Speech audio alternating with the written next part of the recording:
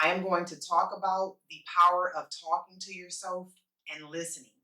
I believe that it is vital to talk to yourself to gain self control, emotional control, and control over your mind.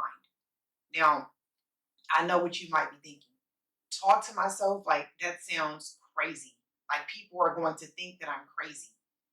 Well, listen, it's been said that you're only crazy if you talk to yourself and then answer yourself. Well, guess what? I must be 5150 because I talk to myself and I answer myself, and I do it often. I spend most of my time alone. I am my own best friend. I am a loner. So I'm constantly talking myself in and out of situations. And I talk to myself for entertainment too. That's a little bit off the subject, but I talk to myself because I entertain myself. Okay. But I'm going to use sweets as an example because I love sugar. Um, I do know that sugar is our worst enemy, and I know that sugar ages the body. So if it was up to me, I would eat something sweet every single day. Okay.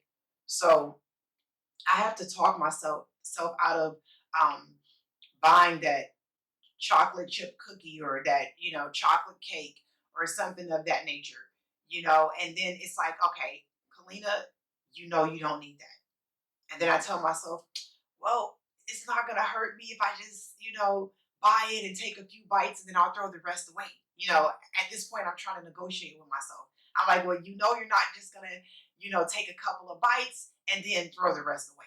And I'm like, yes, I will. So it's this back and forth thing. And then I have to overpower myself. Okay. Sometimes I'll be having to raise my voice. Like I said, no, you're not going to get it. And then at that point, I listen to myself. Does this work all the time? No, not all the time, but most of the time. Okay. So it's just really important that I keep myself in check and that I use this tactic to control myself. And you can do the same thing. Okay. Now, this is very important when you're battling addiction and even when you're in recovery. Because when you're in recovery, you're still battling those cravings, and you have to overpower those cravings. You have to overpower your thoughts. Okay. And by doing this, you start to gain confidence within yourself. Like when you start telling yourself no and you start to listen, you start to gain that confidence that you need. Okay. And you start feeling really good about yourself.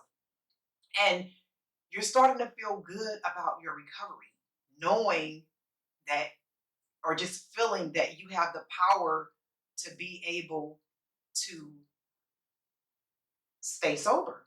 Okay. So